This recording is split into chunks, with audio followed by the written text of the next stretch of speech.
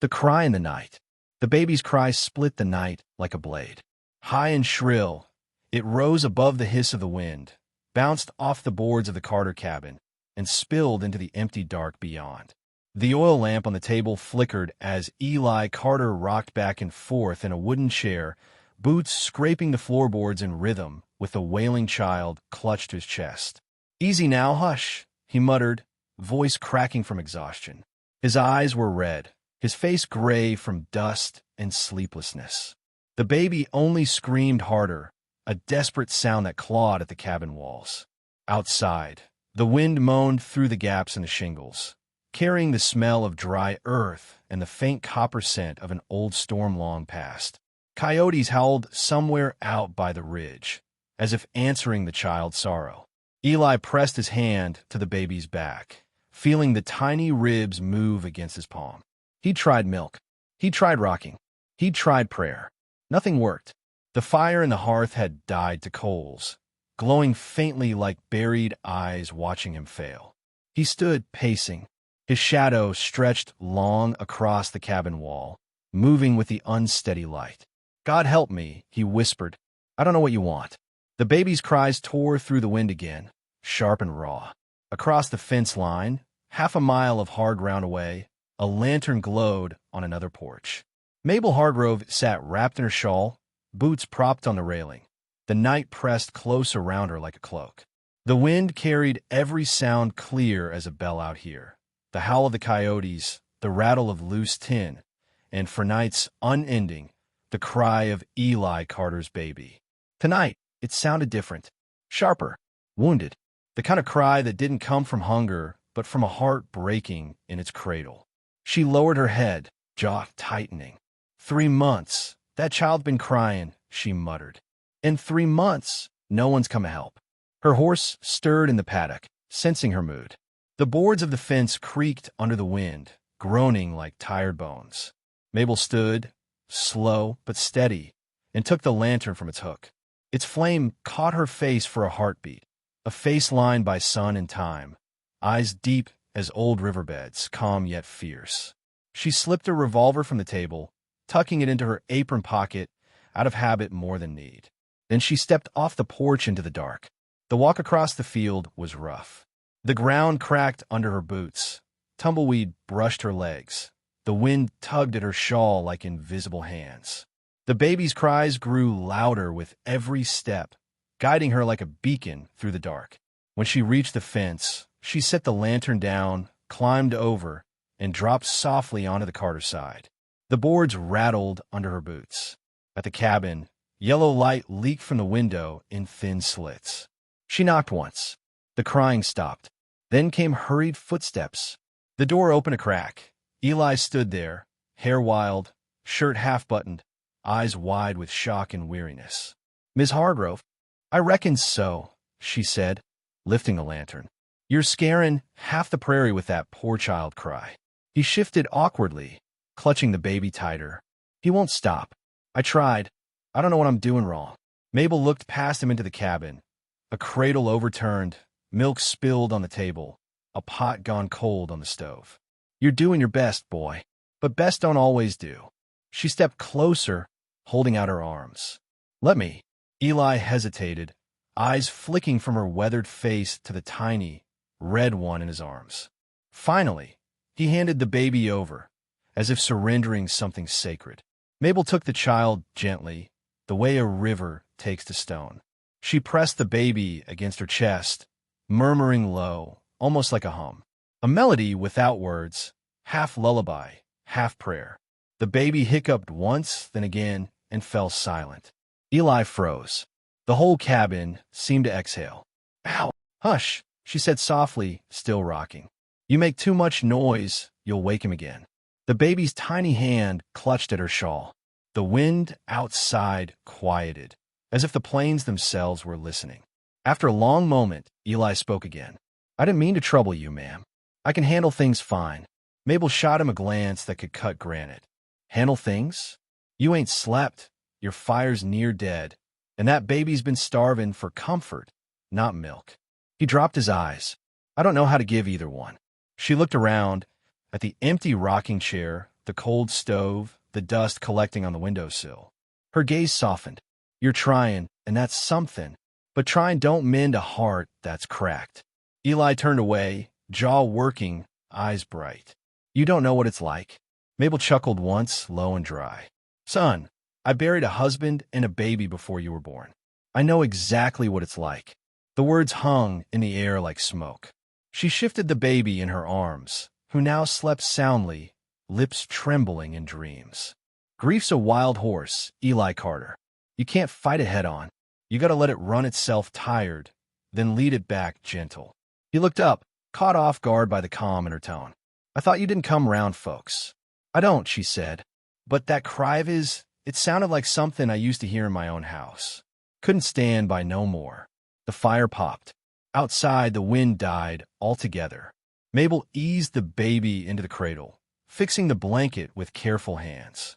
Then she straightened, adjusted her shawl, and looked at Eli. You got coffee? He blinked. What? Coffee, she repeated. I ain't walking back across that fence till morning. You can't stop a storm halfway, and you can't stop a woman once she started fixing what's broke. For the first time in months, Eli almost smiled. Yes, ma'am. Mabel sat by the hearth, watching him light the fire anew. The flames rose slow and warm, painting the cabin in gold instead of gray. She leaned back, eyes half closed, listening to the baby's soft breaths. Outside, the coyotes had gone silent. Only the faint whistle of the wind remained, softer now, like a sigh of relief. And far off, through the whispering dark, the old storyteller's voice seemed to rise from the land itself. Some nights, the plains remember their dead. But every now and then, mercy crosses a fence and teaches the living how to breathe again. The widow's hands. The hammer struck steel. Sparks leapt from Eli's forge and scattered like fireflies into the morning air. The sound carried across the ranch, sharp and steady. From the porch, Mabel watched him work, the baby cradled against her hip. His shoulder was still bandaged from the night he'd fallen trying to fix the corral, but he worked like a man who refused to slow down. Hit it gentler, Mabel called. You're beating the life out of the poor hinge. Eli looked up, sweat streaking his brow. You said it needed shaping. I said shaping, not slaughtering. Her voice held no bite, just the weary humor of someone who had spoken to too many men who didn't listen.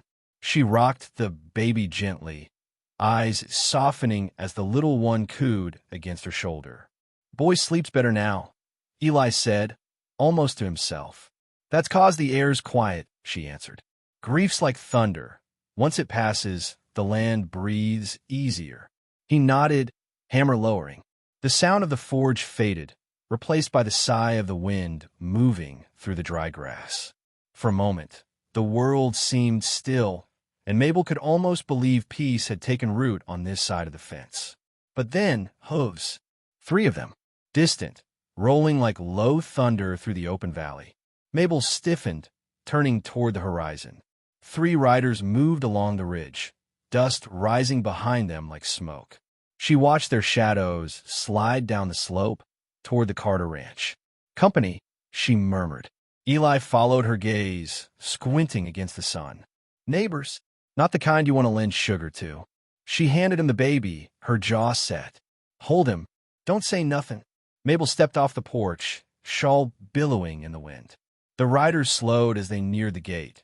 Long coats, dust-stained hats, their faces half hidden by the glare. One carried a rifle across his saddle. The tallest wore a black band around his left arm. Mornin', ma'am, the tall one called, smiling with too many teeth. Fine day. Mabel said nothing. You folks seen a woman riding alone? Another asked.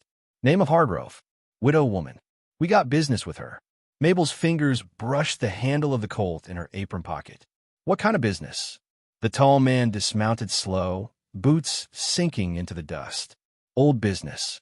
Just settling accounts, you might say. Eli shifted on the porch, the baby beginning to stir. Mabel's voice stayed calm, even.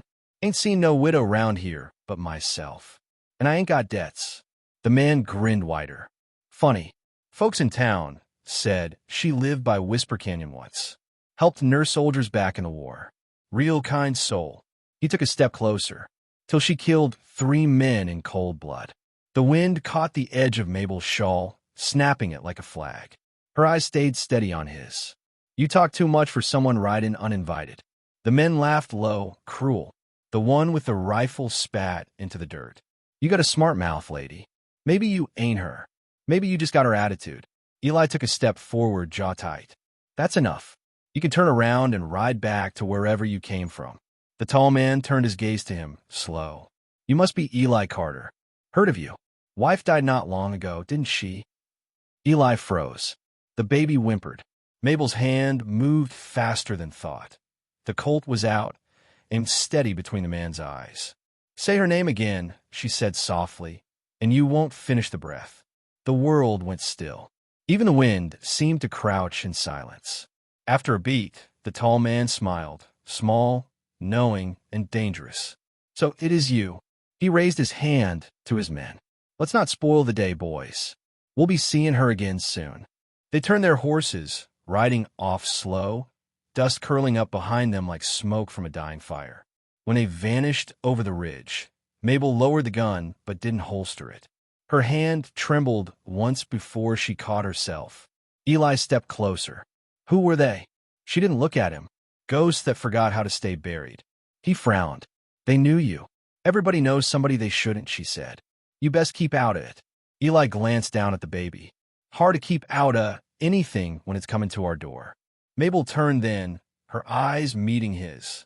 There was no fire in them, only a tired sorrow, the kind that had outlasted wars and winters both. Years back, she began quietly, I was a nurse at Shiloh. After the guns went silent, 3 men came through wearing blue coats, claiming to be soldiers. They weren't. They robbed the wounded, shot my husband when he tried to stop him. Her voice tightened. I followed M west. Tracked him through Missouri, Kansas, all the way out here. Thought I'd buried him years ago. Eli stared at her. You killed him. She nodded once. 2. The 3rd. I left to die. Guess he didn't. The baby whimpered again, sensing the weight in the air. Mabel reached out, her hand brushing the child's cheek. That's why he cries some nights, she murmured. He feels what we try to hide. Eli looked at her hand, steady now, though lined with old scars. You're not just some widow, he said quietly. No, she answered. And you're not just a cowboy. You're a man who hasn't learned what to fight for yet. The forge clanged again as the wind swept through, throwing sparks into the dusk. Eli turned toward the fading sun. They'll come back. They always do, she said. But next time, they won't find you unready. Her eyes lifted toward the horizon, hard as iron. The dying light caught the revolver at her side, gleaming like truth in a land built on lies. The baby began to fuss, small and restless. Mabel took him gently from Eli's arms, rocking him slow. Hush now. The storm ain't here yet. The wind carried her words across the field, whispering through the dry grass and the lonely fence line. Somewhere in the distance, a coyote cried, sharp, short, and uncertain, before silence swallowed the sound. Inside the cabin, the firelight flickered again, painting long shadows on the wall. One of a man learning to stand, another of a woman who already had. And beyond the fence, unseen in the gathering dark, the 3 riders watched from the ridge. They say the widow's hands could mend a wound or end a life, all with the same steadiness. Some called her cursed, others called her blessed, but the plains remembered her by another name. The quiet thunder that warned before the storm. Blood on the fence line. The wind slammed the shutters open. Eli jerked awake to the sound of horses, not the gentle shuffle of pasture stock. These hooves came fast, mean, and sure. The baby began to cry before the first fist hit the door. Carter! A voice roared through the storm. Open up. Eli was already on his feet, shotgun in hand, heart pounding against his ribs. The baby's wails filled the cabin, cutting through the howl of wind and sand. Mabel stood by the table, eyes dark beneath the lantern's trembling light. They're early, she said quietly, checking the cylinder of her Colt. Eli swallowed hard. You think it's them? She looked at him, not answering, the kind of silence that meant yes. Outside, boots crunched against the porch. The door rattled again, louder. "Open up, Carter. We ain't here for you." Just the woman. The baby cried harder, and Eli stepped back, clutching him close. Mabel's voice was low, steady. "Keep him down. Don't move till I say." Eli crouched behind the rocker, holding the child tight. The door splintered under the third kick. Rain and sand burst through as the tall man stepped inside, rifle slung low, grin wide. Two others followed, coats flapping like torn wings. Well, he drawled, wiping grit from his face. "Didn't figure we'd find you playing house, widow." Mabel didn't move. "You should have stayed dead, Finch." The man laughed. "You should have made sure I was." Lightning flashed, one bright white blink across the cabin. When it faded, both their guns were raised. The thunder followed a breath later, masking the sound of the first shot. Eli ducked instinctively as wood splintered beside his head. Mabel fired once, clean, centered, and one of the riders dropped hard against the doorframe. The tall man, Finch, swung his rifle up. Another shot tore through the room. The lantern shattered, plunging them all into half-dark. The storm outside screamed through the open door. Eli grabbed the baby, rolling behind the hearth as glass and dust rained down. He could hear Mabel's boots scraping across the floorboards, the heavy clack of her revolver. "Give it up," Finch shouted. "Ain't no salvation left for you." "You don't bring salvation," she said from the shadows. "Just ghosts." A flash of gunfire lit her face. Calm, fierce, focused. Finch fired again, missing by inches. She didn't. Her bullet caught his second man in the throat. He fell backward through the doorway into the rain. For a moment, only the wind moved. Finch cursed, reloading. Mabel's revolver clicked empty. She crouched low, pulling a second gun from her boot. Eli's breath shook. The baby whimpered against his chest. Mabel called over the storm, "When I move, you run. Out the back. I can fight. Not with that child in your arms. Go when I tell you." Thunder rolled again, shaking the cabin. Finch stepped over his dead man's body, rifle aimed. "You can't hide forever, widow. You kill my brothers. Now I get to pay you back slow." "You mistake revenge for justice," she said softly. "That's what killed them before." The next lightning flash filled the doorway. Finch's shape caught in silver light, rifle lifted. Mabel fired through it. The blast knocked him sideways. He hit the table, crashed to the floor, and groaned through clenched teeth. His hat rolled across the boards, landing by the fire. Mabel approached, gun steady. But Finch wasn't done. He rolled, quick as a snake, and fired from the ground. The bullet grazed her side. She staggered, gasping, then fired back point blank. The gunshot echoed, so loud it drowned even the storm. Finch went still. Mabel stood over him, blood darkening her apron, the gun still raised until her hand began to shake. She let it drop. Eli was beside her in an instant. "You're hit. Not bad." She pressed a hand to the wound, wincing. "He's worse." Outside, rain began to fall in sheets, pounding against the roof like the drums of war. The baby's cries quieted, soothed by the sound. Eli looked toward the doorway. "What now?" Mabel didn't answer. She stepped outside into the rain, the wind whipping her hair loose. The last of the outlaws lay half-buried in mud by the fence line, the same fence she'd crossed months ago. She stared at him a long moment. He lifted his head weakly. "You should have left it alone." Her voice was barely a whisper, carried away by the wind. "You left me with nothing to leave alone." He reached for his pistol. She kicked it away. Lightning flared again, her silhouette black against the storm. The Colt rose in her hand, steady despite the blood. "You took everything I had," she said. "Now I'm taking my piece back." The gun fired once. Silence followed. Rain washed over the fence, turning dust to clay. The storm's rage faded into a low, steady patter. Mabel stood motionless for a long moment, the gun hanging at her side. The rain ran red around her boots, but her eyes were fixed far away, past the fence, past the hills, on something only she could see. Eli came to stand beside her, the baby bundled in his coat. "It's over," he said quietly. She shook her head. "No, over is for folks who can forget." He looked at her, the lantern's faint glow spilling through the doorway behind them. "Then what do we do?" Mabel glanced down at the child, his face peaceful now, soft in the rainlight. You raise him right. You teach him what mercy looks like. And you remember me only when the wind sounds like a woman humming to a child. The rain fell harder, washing the blood into the earth. Eli nodded, unable to speak. She turned, walked to the edge of the fence line where the field met the open plain.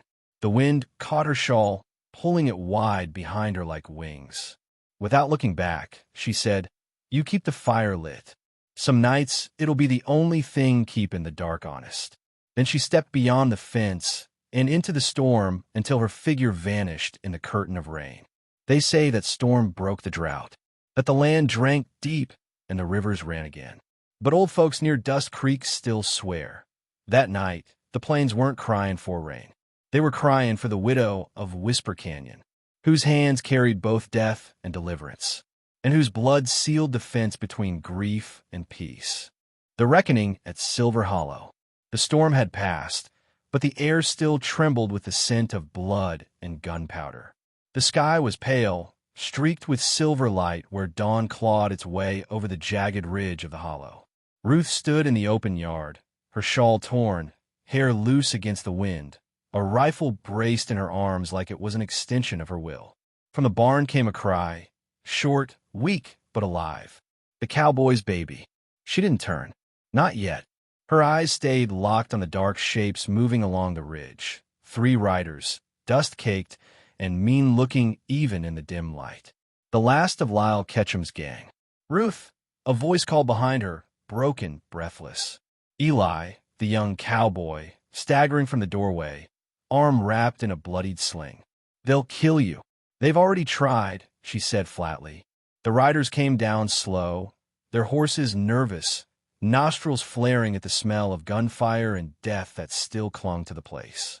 The fence was half broken, splintered from the night's chaos. The body of one outlaw still lay near the porch, face turned toward the rising sun. The lead rider spat. "Ain't no woman worth all this trouble." Ruth raised her rifle a little higher. "You came this far to find out." The wind carried a faint, high whimper from a barn. The baby again. It sliced through the morning like a church bell in a ghost town. The smallest sound, yet it made every man flinch. "Sounds like the devil's child crying for you," another outlaw sneered. "Maybe it is," she said and fired. The shot cracked through the stillness like a whip. The lead rider toppled backward, a red bloom spreading across his chest. His horse screamed and bolted, dragging his boot in the stirrup until his body thudded against the dirt. The other 2 scattered, drawing fast, but Ruth was faster.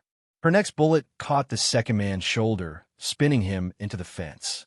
He tried to crawl, cursing, but she was already moving across the yard, boots crunching on glass and grit. The rifle was empty now. She tossed it aside, grabbed Eli's pistol from his belt, and fired the last round straight into the man's gut. The final outlaw wheeled his horse and tore off down the ravine, disappearing into the morning mist.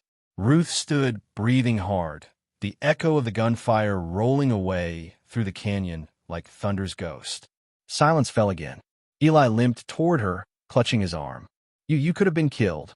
Ruth finally turned, eyes shining with something between fire and sorrow. "You could have been, too, but you've got a baby that still needs you." He looked toward the barn, toward the small, trembling cries that hadn't stopped since the fight began. "I don't even know how to hold him right," he admitted, voice cracking. Ruth's expression softened. "Then learn. That's what men do when there's no one else left." She walked past him, slow and steady, her shawl dragging through the dust.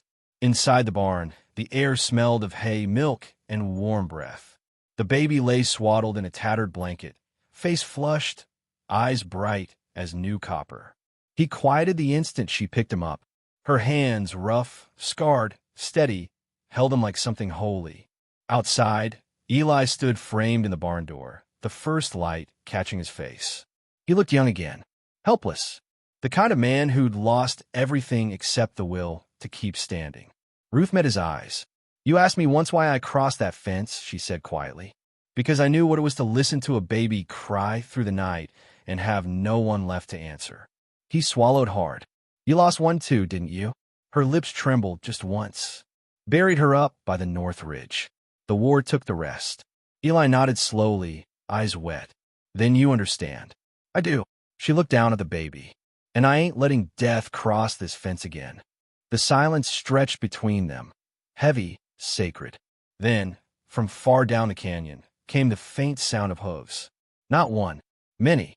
Ruth tensed, shifting the baby close. Eli grabbed the rifle. But the riders emerging from the ridge wore badges that glinted in the new sun. Sheriff Clay and his men. They rode in quiet, eyes scanning the yard, the bodies, the bullet holes. Clay dismounted, hat low over his brow. Heard shots.